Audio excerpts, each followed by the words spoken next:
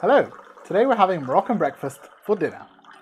So last time around we asked you what breakfast you wanted to see next, and it was a Moroccan breakfast. A load of you commented on it, and because of that we brought you what we found to be a traditional Moroccan breakfast. I found it a bit surprising, didn't you? I did. I thought there'd be a lot more Moroccan-y things. You know, when you think of Morocco, you think fruit with meat, tagines and all that kind of stuff. It's mostly cheeses, breads, and then we've got some soups. We've got olives, we've got eggs, and we've got fresh orange juice. Apparently this is a must-have on any Moroccan breakfast, so we had to freshly squeeze some orange juices.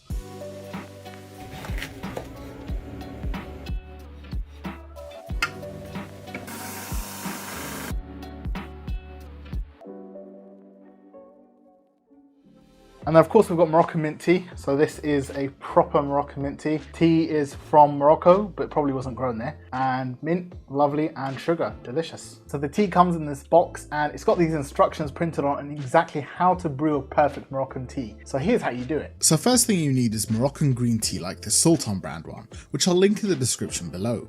My Moroccan butcher said this is the best brand of green tea, and if you look closely, it's tea leaves which have dried into hard pebbles. The pearl or pebble shape is important for preserving the quality of the tea and also to help it brew correctly. Now according to the instructions, take 2 tablespoons or about 10 to 12 grams of your green tea and add it to a teapot. Pour in a small amount of boiling water to cover the tea, then swirl the pot and let it sit for 30 seconds. This is considered the first sacrificial pour and it allows the tea to open up as well as get rid of any dirt or tea dust. At this point the water will look pretty dirty, but the leaves will have opened and started infusing. So you'll pour the tea through a strainer and throw all of that liquid out.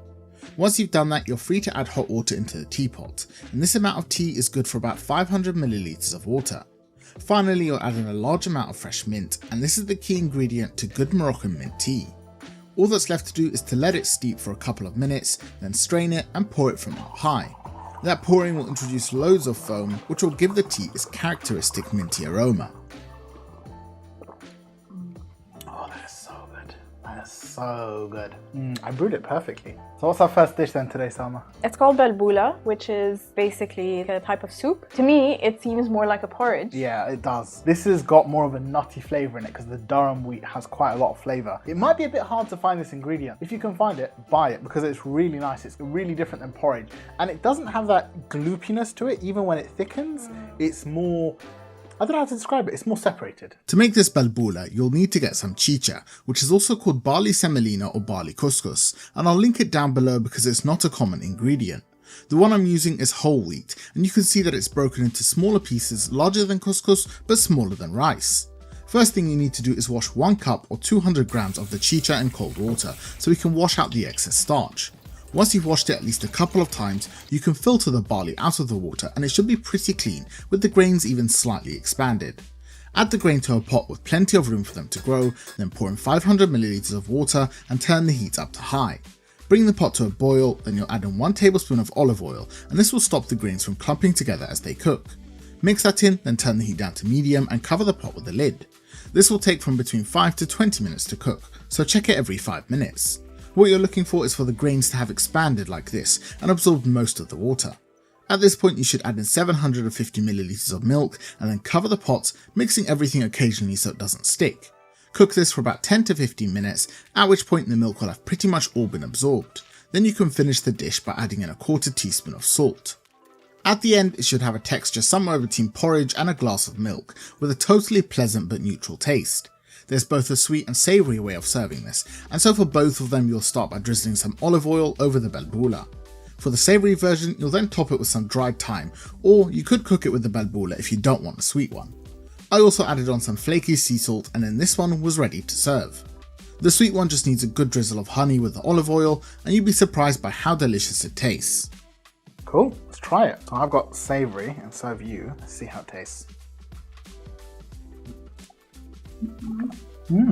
It's kind of porridgey but kind of loose, so works really well for breakfast. So the honey one is just honey on the same thing but without the thyme. Oh, it's so good with honey. So these pancake / crumpet hybrids are called baghrir. They're really cool because they're kind of like these atayef which we make for Ramadan, right? And we fill them with nuts and fruits and other things like that. But these are kind of cool because they're more similar to a British crumpet if you've had them. They're kind of disturbing to look at, but the texture is nice to eat. Like any kind of pancake, this baghrir is made using a batter, but what makes it different is the use of semolina instead of flour. To make it, get yourself some fine semolina like this, and you can find it at Middle Eastern or Southeast Asian grocery stores. Measure 200 grams into a food processor or blender, then follow that up with 50 grams of all-purpose flour. To give these pancakes a ton of bubbles and their unique texture, we need to yeast them for an intense rise, so add in half a tablespoon of instant yeast and 1 teaspoon of sugar to feed the yeast. Next, add in half a teaspoon of salt, which will balance the sweetness, and then pour in 350 ml of water, which needs to be warm so that the yeast can activate. Now blend that all together until everything has been well combined, making sure to stop halfway through and scrape down the sides of your bowl. Once it's well mixed, you'll continue blending for about a minute until the mixture has loads of bubbles like this. Now add in 1 teaspoon of baking powder, then mix that in and the batter is ready. Set this aside somewhere warm for 30 minutes, and while it's resting, the yeast will come alive, making the batter super fluffy. When the time is up, your batter should have hundreds of small bubbles like this, while its texture should be fluffy and foamy. These bubbles are going to expand when we cook, and without them the pancake won't be right. To cook the pancake, place a non-stick pan on your stove with the heat turned to high, then preheat this until you're confident that it's hot. Turn the heat down to medium and pour a few tablespoons of water into the pan, give it a swirl, then pour it back out. The Moroccan recipes say that this cools the pan down so the pancakes don't burn, and weirdly it works quite well. Now all you need to do is pour a ladle of the batter into the middle of the pan and wait for it to cook. As it heats, the water in the batter turns into gas, and combined with the carbon dioxide emitted by the yeast, you get thousands of these small yeasty holes forming. Continue to cook the pancake without flipping until the top surface is completely dried and cooked like this. That's a pretty good Maghrib pancake, and the underside is perfectly browned without being burnt or dried out. This second one I cooked without doing the water trick, and it formed this weird ring around the centre as well as curled upwards because the pan was too hot. All the others came out perfectly though, which means we had plenty of delicious bagrir. When we were at our butcher's, we were asking what they usually serve, and he was saying honey is a must, goat's cheese, black olives, and strawberry jam, whatever's in season. So we've got a bit of all of that, and also these cheeses, lavage curry or laughing cow. I haven't seen this since I was a kid, and he said this is almost the national cheese of Morocco, so we're going to dig into this. If you could get the laughing cow cheese, then you should definitely use it, but regular cream cheese would make a fantastic substitute. These olives are Moroccan black olives, and they're quite salty and dehydrated, so get something like aged Greek Kalamata olives if you can't find Moroccan ones. For the jam, I'm using a quality strawberry jam with loads of strawberry pieces in it, and I recommend you use a real fruit jam rather than that overly sweet jelly stuff. I couldn't get my hands on Moroccan goat's cheese, so instead we are using some mild English goat's cheese, which I think is a great substitute. Finally, for the honey, I've got some mild honey which doesn't have any wild flavours and a nice balanced sweetness. Alright, some jam for the laughing cow cheese. Jam and cheese, pretty good. The best jam in the world. Oh, so good. The textures work so good together. These pancake stuff are amazing. You really need to make them. So before we move on to the next two dishes, I just wanted to say thanks to all of our patrons who are supporting the channel over on Patreon. If you're not on our Patreon, check it out. We have loads of benefits. You know, you can get on our Discord server and hang out with other members of the community. You can get your credits in the video, and you can see loads of behind the scenes stuff as well. So check it out and consider supporting the channel if you like this video. And we'll probably be asking people for their suggestions for the next breakfast video on there as well. So if you want to suggest something or you want to vote for what the next one is, let us know and you can participate on our Patreon. So this bread is called msammen. There's similar things made in quite a few countries in the Middle East. You've got some things in Yemen, you've got some things in Egypt, but this one specifically, it's only folded a few times, which simplifies it quite a bit compared to the Yemeni one and the Egyptian one, which are folded a lot more times and they're made a lot bigger. And it's made with semolina. And it's made with semolina, yes. So I'm going to tear into it and hopefully we'll get all these nice layers. We did make it a couple days ago though, so it might be a bit less flaky. A bit less There we crispy go. as well. We've got a bunch of layers in there. All these different layers. That's fantastic. It's kind of like a pastry bread hybrid. It's actually quite easy to make this bread, whether you're going to make it in a mixer or knead it by hand. The dough is made with both semolina and flour. We tested a bunch of different recipes at different ratios, but our favourite was a 50-50 ratio of semolina and flour. Start off by adding 150 grams of fine semolina to the bowl of your mixer, then add in 150 grams of all-purpose flour. Follow that up with half a teaspoon of salt, then mix the two briefly to combine. Now all you need to do is add 170 grams of water and then mix the ingredients until well combined. Once you have a rough ball of dough that looks like this, you'll knead it for about 3 minutes in your stand mixer or 5 minutes by hand. The dough should come together into a fairly smooth ball, and it should barely stick to your hands when touched. Once you're done kneading, the dough is going to be pretty elastic and it's going to need some rest before you can stretch it out. Oil a bowl with some vegetable oil, then add in your dough and let this rest for as long as you can. When testing, we did a 12-hour rest overnight, which gave us better results than the 4 hours we waited when filming, though 4 is totally fine as well. When your dough has finished resting, you should clean your worktop, then throw the dough right onto it so we can begin stretching. You can see that the dough is really soft and malleable now, and it doesn't bounce back when stretched, which is what we need. Take a bench scraper and cut the dough into 6 equal pieces so we can make 6 musamman.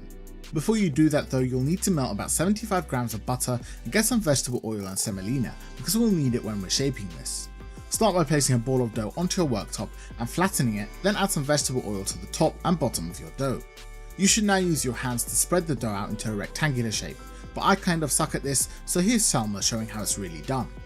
Using your palms and fingers, push the dough outwards from the center, trying to keep it an even thickness all around.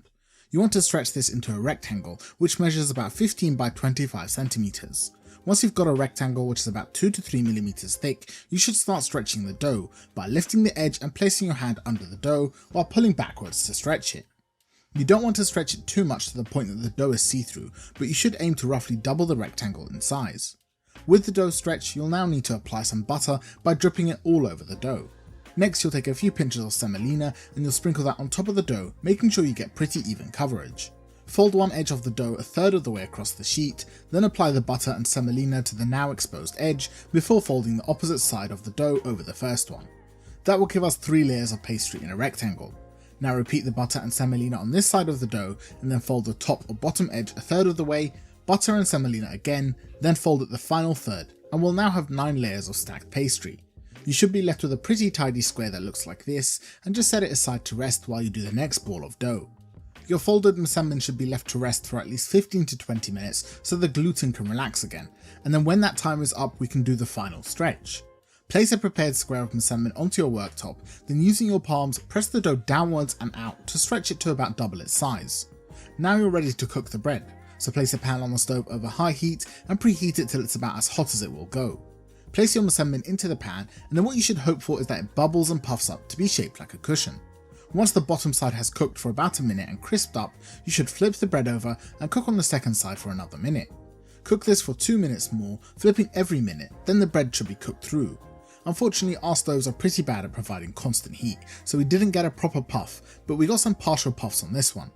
Even if you don't get a puff, the bread will still end up with loads of flaky layers, and that's the most important thing. Alright, and what we're going to eat with it is, well, cheese, more cheese. I'm going to have just some jam and some honey as well. Oh, this is so good for that as well. So this is like a proper breakfast thing as well. You get this fresh on the street with some honey or some cheese in it, and yeah, delicious. So what I want to do now is I want to try the eggs. And these eggs are interesting, aren't they? What's this meat ingredient that's in there? So this beef in the egg dish is called khilia. I hope I'm pronouncing that correctly. And it's basically long strips of sun-dried beef that have been coated in lots and lots of spice. It's salty and spicy, a bit and spicy. It's surprisingly tender. Like you'd think because it's sun-dried it would be very tough, but it's not. I think the confit and fat, it adds loads more fat back into the meat again. And so it stays nice and tender. To make these eggs, you'll need to find some khilia, and it's a special ingredient so you'll probably only find it at a North African supermarket. The meat is coated in spices, sun-dried, then confit in fat, so it's not exactly a quick process to make. But in its place you can probably use some beef biltong or maybe even jerky. Of course the spices will be different, but that should get you most of the way there. Place a pan on the stove, then add a few pieces of khilia to the pan with a bit of the oil or the fat that they were coated in. Get in there with your hands and break the meat chunks into smaller pieces, then turn the heat up to medium. Heat the meat for a couple of minutes until it's sizzling, then crack in your eggs and cook them whichever way you want. I opted for a pan scramble, and there's no need to add any salt or seasonings due to the spices in the meat. It's time to dig into the eggs. Tastes delicious. There's so much beef flavour in there, so good. That's really nice. So it's getting late, we've shown you everything. It's now 11:20 p.m. So we're gonna head off to bed, but before we do, let us know what breakfast you wanna see next time around, and then we'll vote on it on our Patreon, so don't forget to check it out. We hope you enjoyed everything and you'll cook some of these dishes, and if you do, send us photos of them on Instagram. Thank you for watching, and we'll see you around next time. Bye-bye. Bye.